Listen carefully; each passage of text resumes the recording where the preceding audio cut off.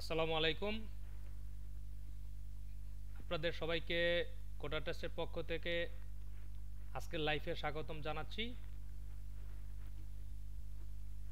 আমি আমার সম্পর্কে কিছু আপনাদের সাথে শেয়ার করার চেষ্টা করতেছি। আমার নাম মোহাম্মদ শরীফ হোসেন। আমি বর্তমানে কোটা টেস্টের সিনিয়র গ্রাফিক ডিজাইন মেন্টর হিসেবে আছি। এছাড়া আমি দীর্ঘ সময় ফ্রিল্যান্সিং ইন্ডাস্ট্রিতে কাজ করতেছি।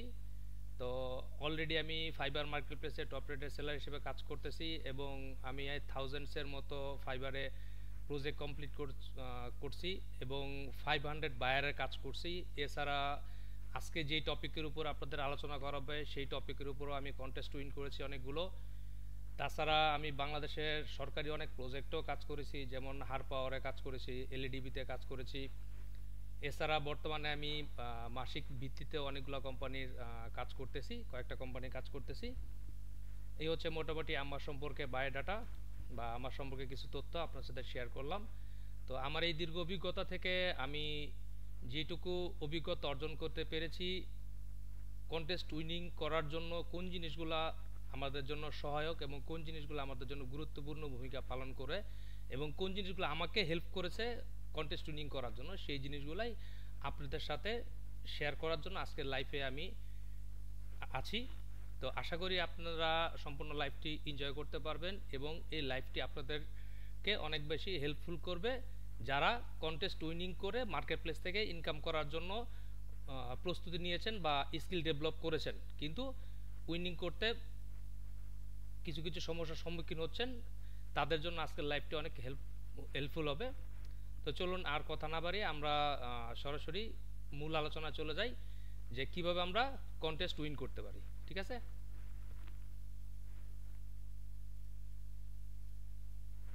আচ্ছা, তো এখন আমরা সরাসরি প্রথমে freelancer.com একটা মার্কেট প্লেসে চলে আসলাম। এটা সম্পর্কে সবাই জানেন এবং এটা সম্পর্কে যারা কন্টেস্ট করে ইনকাম করেন তারা এটা সম্পর্কে মোটামুটি একটা ভালো ধারণা আছে। তো এই কন্টেস্ট উইনিং করার জন্য আসলে কোন জিনিসগুলো ম্যাটার করে, এই জিনিসগুলাই আমি আপনাদের সাথে আলোচনা করার চেষ্টা করব। তো আমি এইটাকে আসলে যদি এমনি মৌখিকভাবে বলতে যাই তাহলে দেখা যাবে যে অনেক ইম্পর্টেন্ট টপিক বলা হবে না। তো এই জন্য এগুলাকে আমি আসলে অর্গানাইজভাবে সাজিয়ে রেখেছি, যেগুলো আপনাদেরকে একটা একটা করে স্টেপ বলবো, যেগুলো আপনারা দেখবেন এবং এই স্টেপগুলো আমি ওয়েবসাইটের সাথে ম্যাচ করে দেখাবো। তো দেখেন, প্রথমে আমি এখানে লিখেছি কি কন্টেস্ট স্ট্র্যাটেজি। তো কন্টেস্ট স্ট্র্যাটেজি বলতে আমরা আসলে কি বুঝি, এই জিনিসগুলো একটু দেখি শর্টলি।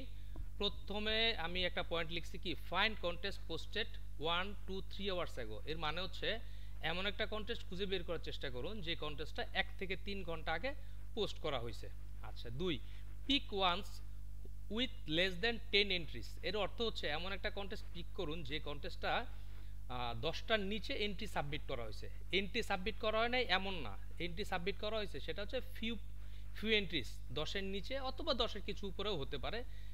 এটা নিয়ে কোনো প্রবলেম না, প্রবলেম হচ্ছে মিনিমাম এন্ট্রি সাবমিট করা আছে এই ধরনের একটা কন্টেস্ট খুঁজে বের করবো। 3 নাম্বার, সাবমিট এ পলিশড কন্টেস্ট কনসেপ্ট কুইকলি। এর অর্থ হচ্ছে আপনি ওই কন্টেস্টটার ডেসক্রিপশনকে দেখে একটা কন্টেস্ট এন্ট্রি রেডি করবেন। অর্থ হচ্ছে ডিজাইনে কন্টেস্টটা প্রথম দিকে এমন একটা সুন্দর বা পরিচ্ছন্ন পেশাদার মানের কনসেপ্ট সাবমিট করলে জেতার সম্ভাবনা বেশি থাকে। ঠিক আছে? তার মানে হচ্ছে আমরা এমন একটা কন্টেস্ট খুব দ্রুত রেডি করব যাতে এটা আমাদের ডেসক্রিপশনের সাথে ম্যাচ করে। তারপরে আপডেট আফটার ফিডব্যাক। এর অর্থ হচ্ছে আপনি যখন একটা এন্ট্রি সাবমিট করলেন তখন কিন্তু বায়ার আপনাকে ফিডব্যাক দিবে। ফিডব্যাক দেওয়ার পরে আপনি বায়ারের ফিডব্যাকটাকে ফলো করে আপনি খুব দ্রুত যতটুকু দ্রুত সম্ভব হয় আপনি আপডেট করে আরেকটা এন্ট্রি সাবমিট করবেন।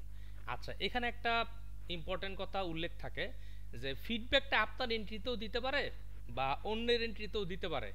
তো অন্যের এন্ট্রিতে যদি ফিডব্যাক দেয় তাহলে বুঝবেন ওইটা বায়ারের পছন্দের তালিকায় আছে এবং বায়ার ওটাকে কী কী চেঞ্জ চাচ্ছে। তখন কিন্তু আপনি ওই এন্ট্রিটাকে ফলো করেও আপনি আপনার এন্ট্রিটাকে আপডেট করে সাবমিট করতে পারবেন। আমার কথা আশা করি আপনাদেরকে বোঝাতে পেরেছি। এই সম্পর্কে বিস্তারিত আরও নিচে আমরা পয়েন্ট আকারে লিখে রেডি করা আছে, ওখান থেকে আমরা আলোচনা করব। আচ্ছা, তাহলে tips and tricks to win contest. আচ্ছা দেখেন, চুজ দ্য রাইট কন্টেস্ট। আচ্ছা, চুজ দ্য রাইট কন্টেস্ট এর অর্থ কি? Not every contest is waste your time. মানে প্রত্যেকটা কন্টেস্ট আপনার যেন টাইম ওয়েস্ট না করে এইদিকে খেয়াল রাখতে হবে। তো রাইট কন্টেস্ট মানে কি, ক্লিয়ারলি ব্রিফ, মানে বায়ারের যে ডেসক্রিপশন এটা আপনি ক্লিয়ারলি বুঝতে পারতেছেন। এর অর্থ হচ্ছে আমি একটু যদি এখানে কন্টেস্টে যাই, ব্রাউজ থেকে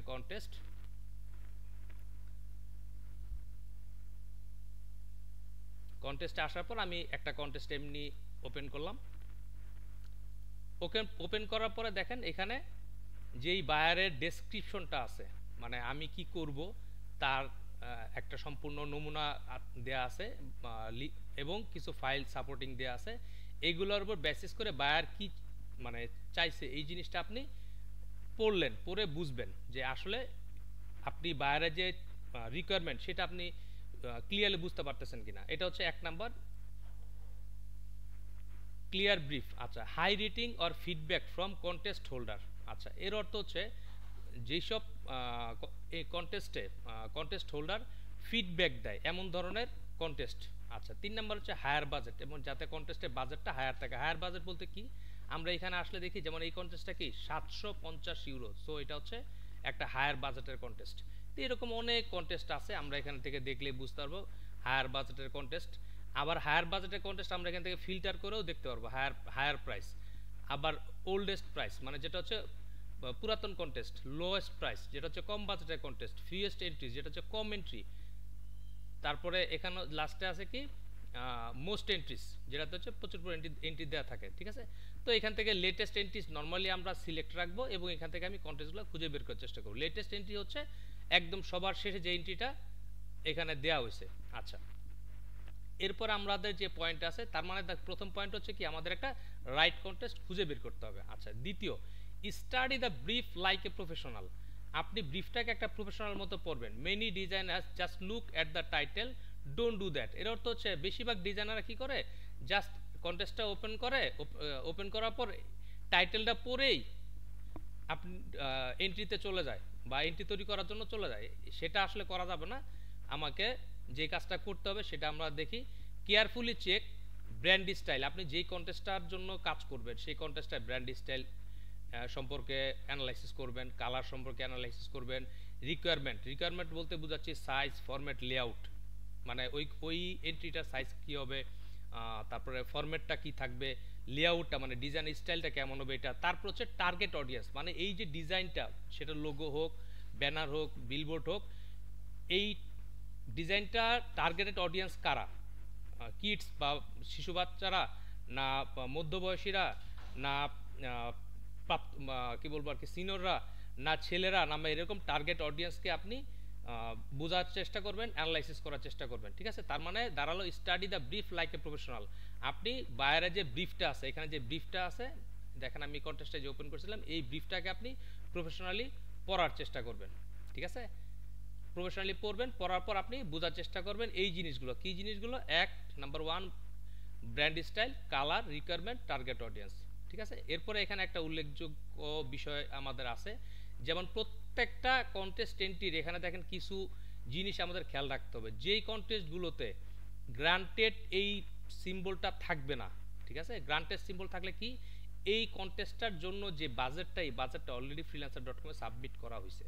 বাট যেই কন্টেস্টগুলোতে এই গ্রান্টেডটা থাকে না, এর অর্থ হচ্ছে এই কন্টেস্টটা যে পেমেন্ট এখানে যে বাজেটটা আছে এই বাজেটটা কিন্তু freelancer.com এ সাবমিট করা হয়নি। তো আমাদের এই গ্রান্টেড এটা খেয়াল করব।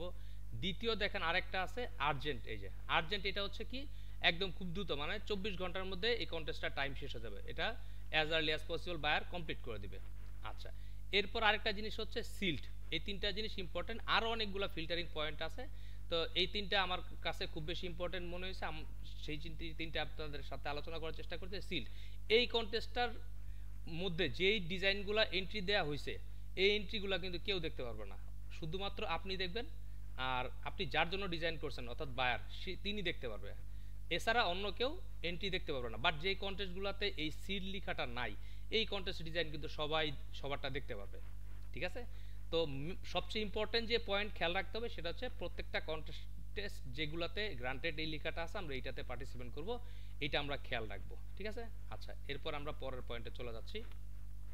Check the contest holders activity. দেখেন এখানে এইটাও একটা ইম্পর্টেন্ট জিনিস, আমরা যার জন্য কন্টেস্ট পার্টিসিপেট করতেছি যেই বায়ারের, সেই বায়ারের অ্যাক্টিভিটি সম্পর্কে আমাদের একটু জানা থাকা ভালো। কারণ এতে কি হবে, কন্টেস্টের মধ্যে আমরা পার্টিসিপেট করার পরে যাতে আমাদের টাইমটা ওয়েস্ট না হয় এবং আমরা কন্টেস্টটাতে উইন করার চান্স আমাদের বেশি থাকে, এই জিনিসগুলোর জন্যই কিন্তু আমরা এই জিনিসগুলো করব। তাহলে চেক দ্য কন্টেস্টের অ্যাক্টিভিটিস, এটা আমরা কীভাবে করবো দেখেন, এখানে লিখছি কি, see if the client gives feedback to other designers, check their past contest, see what type of design they previously selected. আচ্ছা, এই যে এই পয়েন্টটা, see what type of design they previously selected, মানে এই বায়ার আগে কি কি ধরনের এন্ট্রিগুলোকে সিলেক্ট করছে। তো এইটা কিন্তু সব মার্কেট প্লেসে দেখা যায় না, কিছু কিছু মার্কেট প্লেসে দেখা যায়। যেমন এখানে freelancer.com, এখানে আমরা কিন্তু বায়ারের যে প্রিভিয়াস কন্টেস্ট সেটা কিন্তু আমরা দেখতে পারি না। যেমন দেখেন এখানে এই বায়ার নতুন, তার কোনো রেটিং নাই, বাট আমি যদি আরেকটা কন্টেস্ট ওপেন করি, এই কন্টেস্টটাকে ওপেন করি, দেখেন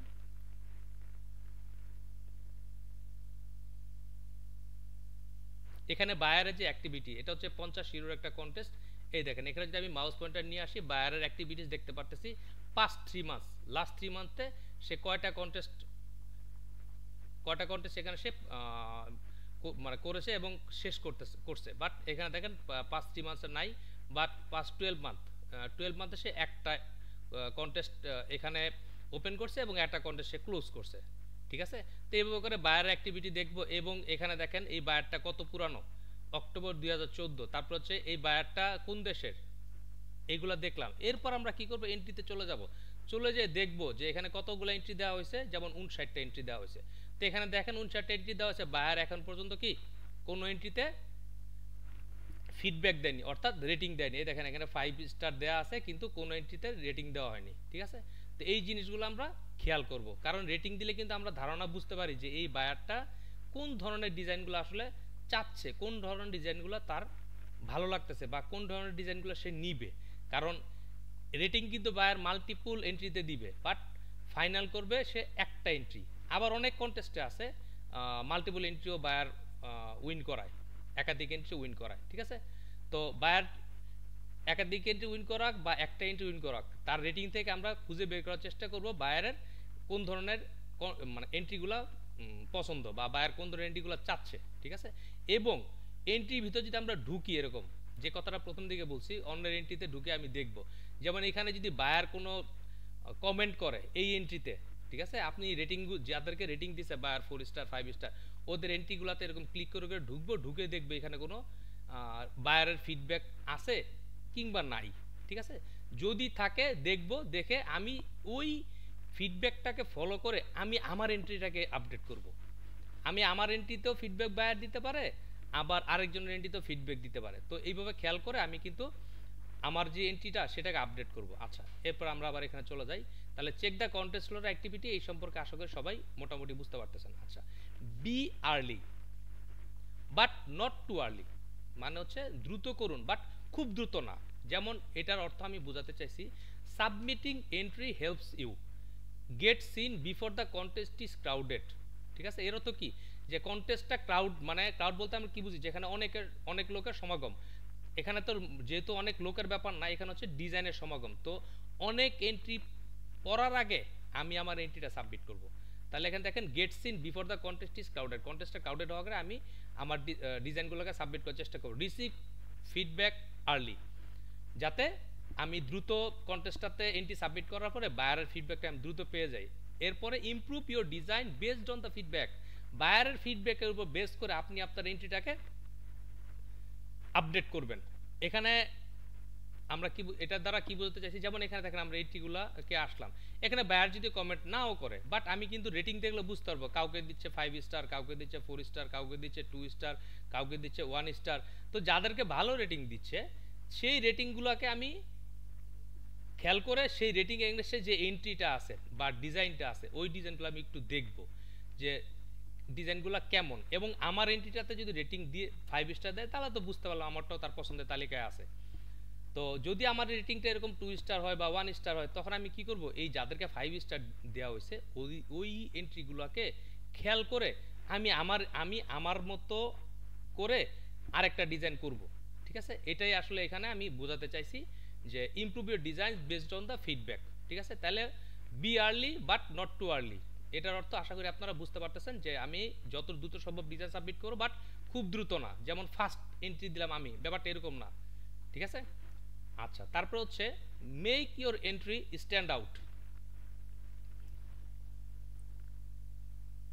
আচ্ছা, make your entry stand out এই কথাটার মানে কি?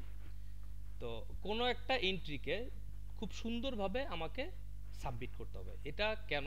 টু ক্যাচ অ্যাটেনশন, মানে বায়ারের যেই অ্যাটেনশন এটাকে পাওয়ার জন্য, যেন আমার এন্ট্রিটা বায়ারের চোখে আকর্ষণ তৈরি করে। তো এই জন্য আমি কি করব, যদি লোগো ডিজাইন হয় আমি কি করব, দেখেন আমি এই এন্ট্রিটা দিয়েই বোঝানোর চেষ্টা করি। একটা এন্ট্রি সাবমিট করব এরকম ফ্ল্যাট ডিজাইন, নর্মালি আমরা যে আর্টওয়ার্কের ডিজাইন করছি ওই আর্টওয়ার্কটাকে 800x800 অথবা 1000x1000 অথবা 900x900 আর্টওয়ার্কের মধ্যে প্লেস করে ডিজাইনটাকে আমরা জেপিজি ফরম্যাটে সেভ করে এখানে দিব। এখানে আরেকটা গুরুত্বপূর্ণ টিপস আপনাদেরকে দিই, এটা এন্ট্রিটা সাবমিট করার আগে খেয়াল রাখবেন।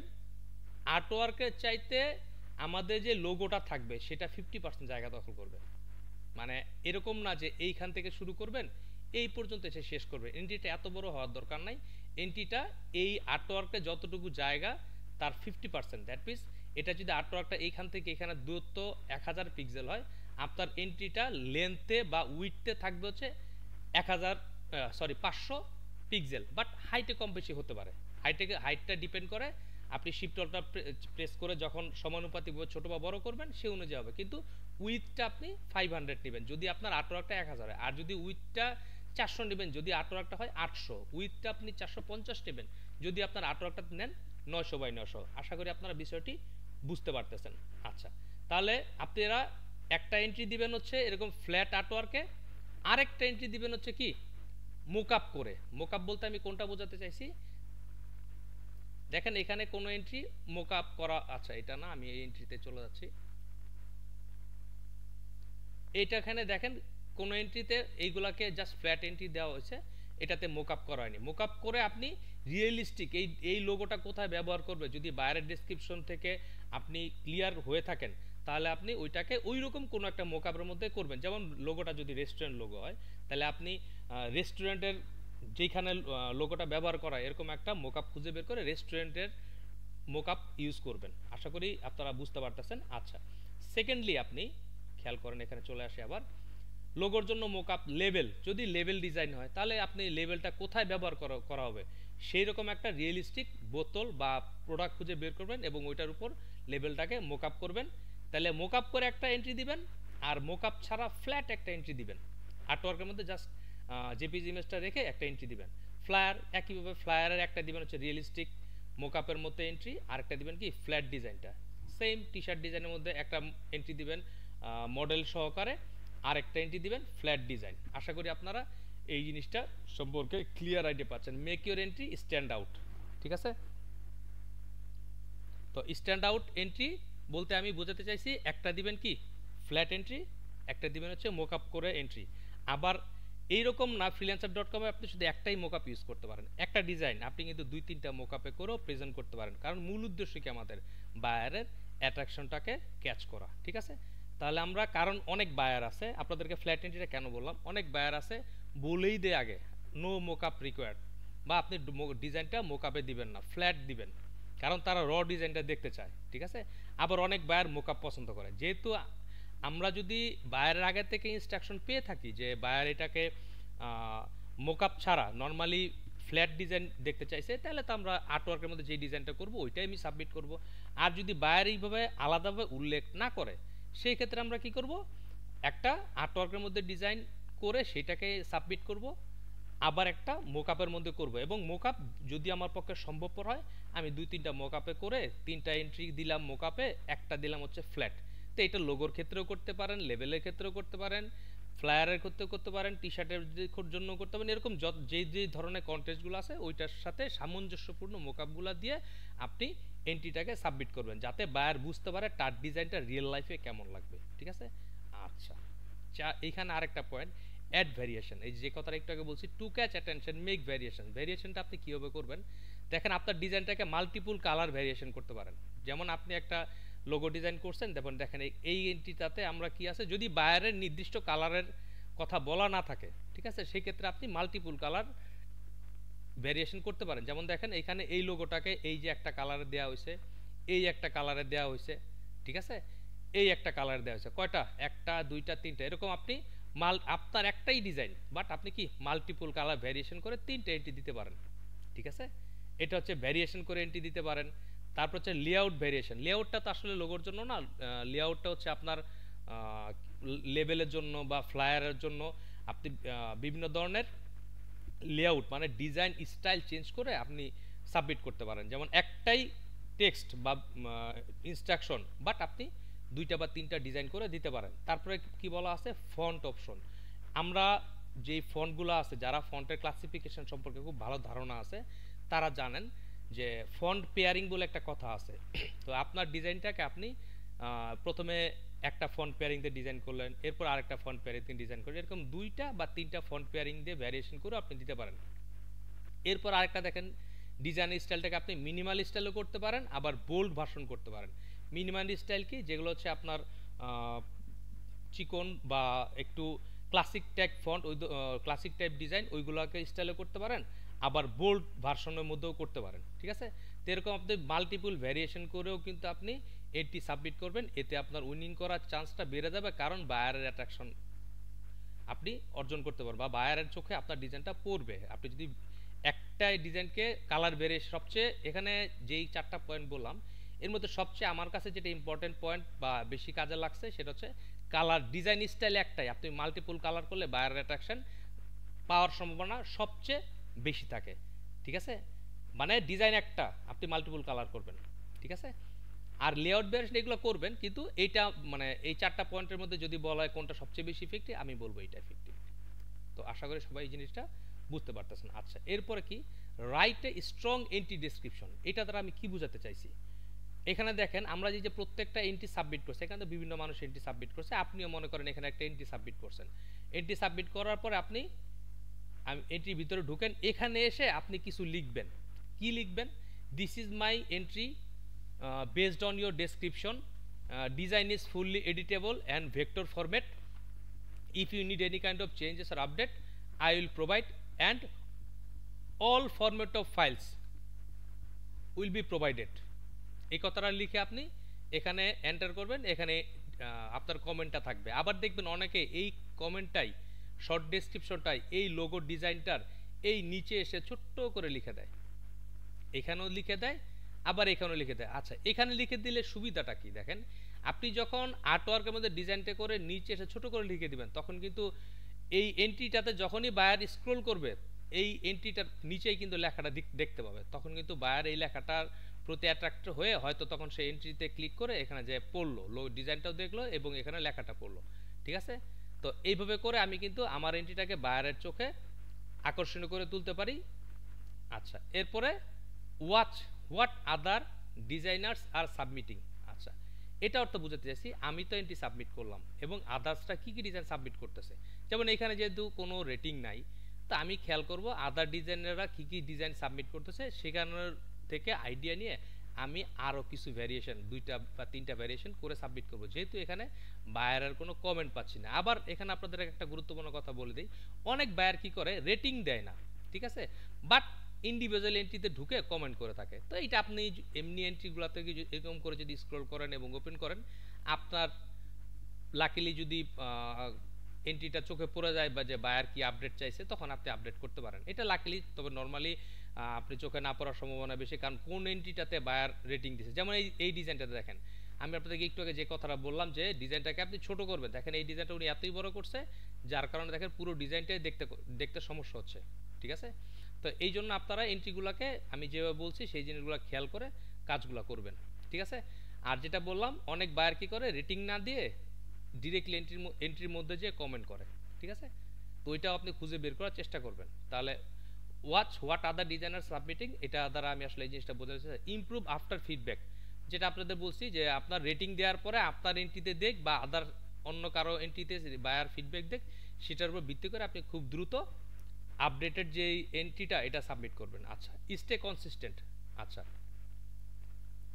এখানে আমি আসলে আই লেখাটা ভুলে, আচ্ছা, you may not win every contest, এর অর্থ কি বোঝাতে চাইছি, আপনি প্রত্যেকটা কন্টেস্টে উইন করবেন ব্যাপারটা এরকম না। নোবডি ডাস, কেউ আসলে করে না যে প্রতিটা কন্টেস্টে পার্টিসিপেন্ট করলে সে উইন করে, এটা হচ্ছে প্রথম কথা। তাহলে আপনি কি করবেন, এখানে বলছি কি স্টে কনসিস্টেন্ট, আপনি লেগে থাকবেন। আচ্ছা, but by improving presentation, research, communication, you will start winning regularly. ঠিক আছে, মানে আপনি মাসে 30টা কন্টেস্টে পার্টিসিপেট করলেন, আপনি 5টাতে উইন করতে পারেন, 10টাতে উইন করতে পারেন।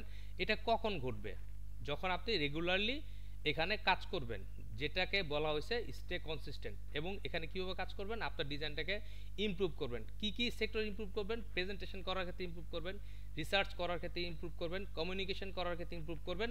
কমিউনিকেশন বলতে কি বুঝতে চাইছি, আপনি যেমন একটা এন্ট্রি সাবমিট করছেন, বায়ারের এন্ট্রিটা পছন্দ হয়েছে, বাট বায়ার যখন ফিডব্যাক দিচ্ছে আপনি তখন অনলাইনে যান নাই, বা আপনি এন্ট্রিটাকে চেক করেন নাই, তো বায়ার এরকম আপনারটা তো কমেন্ট করছে বা আদার্স দু একটাতে কমেন্ট করছে। এখন যে এন্ট্রিটাকে আপডেট করে সাবমিট করছে, বায়ার কিন্তু তার এন্ট্রিটাকেই মানে অ্যাকসেপ্ট করবে এবং ওই এন্ট্রিটাকে সে উইন করাবে।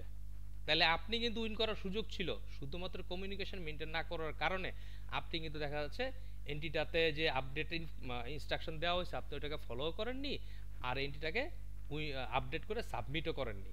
ঠিক আছে, তো এই জন্য আপনি কী করতে পারেন, যেহেতু সবসময় আপনি ল্যাপটপে বা ডেস্কটপে কানেক্টেড থাকা সম্ভবপর হয় না আমাদের জন্য, তখন আমরা কি করব, আমরা মোবাইলে যেই freelancer.com বা আমার আদার যে মার্কেট প্লেস আছে, ওই মার্কেট প্লেসে যে অ্যাপসটা আছে ওই অ্যাপসটা ইনস্টল করে লগ ইন অবস্থা থাকবো এবং আমার মোবাইল সবসময় ডাটা অন রাখবো। তাতে কি হবে, আমি যেখানেই থাকি যেভাবেই থাকি, জাস্ট বায়ার যদি কোনো ধরনের মেসেজ দেয়, ঠিক আছে, সেটা কিন্তু আমার মোবাইলের আমাকে নোটিফিকেশন আসবে এবং আমি নোটিফিকেশন চেক করার মাধ্যমে বুঝতে পারবো যে আমাকে কী ধরনের নোটিফিকেশন দেওয়া হয়েছে। তারপর আমি ডেস্কটপ বা ল্যাপটপ অন করে আমি সেই নোটিফিকেশনের উপর ভিত্তি করে আমার যেই করণীয় সেটা ঠিক করে আমি সেই কাজটা করে আমি আবার এন্ট্রিটাকে সাবমিট করতে পারি, বা আদার যে কাজটা আছে সেটা করতে পারি, বা বায়ারের যেই মেসেজ দেওয়া হয়েছে ওই মেসেজের আমি রিপ্লাই করতে পারি। ঠিক আছে, তাহলে আপনি যদি কন্টেস্টের মধ্যে কনসিস্টেন্সি মেনটেন করেন, সেক্ষেত্রে আপনি কি রেগুলারলি উইন করার সুযোগ আপনার তৈরি হবে। বাট আমরা কি করি, কন্টেস্টে পার্টিসিপেট করার পরে উইন না হয়ে হতাশ হয়ে যায়। ব্যাপারটা কিন্তু এরকম না, কারণ আজকে যারা উইন করতেছে তারা কিন্তু এইরকম না যে তারা মার্কেট প্লেসে বা কন্টেস্টে করার জন্য এখানে আসার সাথে সাথে উইন করছে, তারাও কিন্তু এখানে স্ট্রাগল করছে এবং সাথে সাথে এই যে প্রেজেন্টেশন, রিসার্চ, কমিউনিকেশন, এই জিনিসগুলোকে তারা ফলো করছে এবং উপরে যে বিষয়গুলো আপনাদের সাথে আলোচনা করলাম সেই জিনিসগুলোকে ফলো করে তারা কিন্তু এখানে কাজ করছে এবং কাজ করতে করতে তারা উইন করা শুরু করছে। দেখবেন তাদের যে অ্যাকাউন্টে তারা কত সালে জয়েন করছে, আমি এটা আপনাদের দেখাই। যেমন প্রত্যেকটা অ্যাকাউন্টে ঢুকলে এখানে দেখায় কত সালে সে জয়েন করছে এবং তার ফার্স্ট এন্ট্রিটা কত সালে উইন করছে। ঠিক আছে, তখন দেখবেন যে একটা ডিফারেন্স আপনি খুঁজে পাবেন যে অ্যাকাউন্ট যেই মাসে করা হয়েছে ব্যাপারটা কিন্তু এরকম হয়েছে, সেই মাসে উইন করছে। ঠিক আছে, বাট সে কিন্তু এখানে রেগুলার বেসিসে কাজ করছে এবং ডিজাইনকে ইমপ্রুভ করছে, প্রেজেন্টেশন ইমপ্রুভ করছে, রিসার্চ করছে যে কীভাবে উইন করা যায়, কেন আমি উইন করতে পারতেছি না, এগুলো যখন রিসার্চ করতে থাকে তখন কিন্তু সে তার দুর্বলতাটাকে খুঁজে বের করে এবং সেই দুর্বল জায়গাটাকে সে স্ট্রং করার মাধ্যমে সে কিন্তু এখানে উইন করে থাকে। ঠিক আছে, তো এই ছিল মোটামুটি কিছু সারসংক্ষেপ পয়েন্ট যা আপনাদের সাথে আলোচনা করলাম। এছাড়াও আরও অনেক পয়েন্ট আছে, সেগুলো হয়তো এত গুরুত্বপূর্ণ না, একটু কম গুরুত্বপূর্ণ। তো এখানে যেগুলো আপনাদেরকে দেখানোর চেষ্টা করলাম এগুলো ছিল বেশি গুরুত্বপূর্ণ। তো আশা করি আপনাদের এই পয়েন্টগুলো খুব কাজে লাগবে এবং হেল্প হবে, এবং এই পয়েন্টগুলোর উপর বেস করে আপনারা যারা কন্টেস্ট করে মার্কেট প্লেসে ইনকাম করতে চান তারা এই পয়েন্টগুলোকে ফলো করে আপনারা উইন করার যেই চান্স এটাকে অনেকটা বাড়িয়ে নিতে পারবেন এবং উইন করতে পারবেন।